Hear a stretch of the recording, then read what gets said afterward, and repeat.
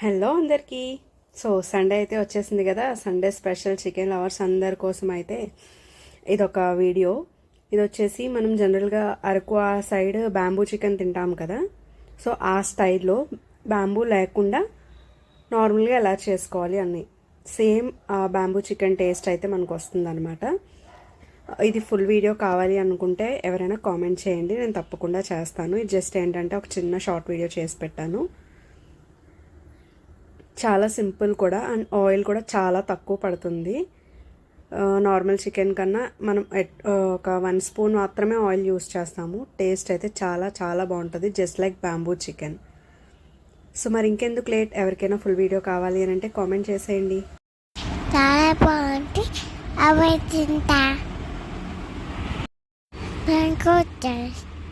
Bye.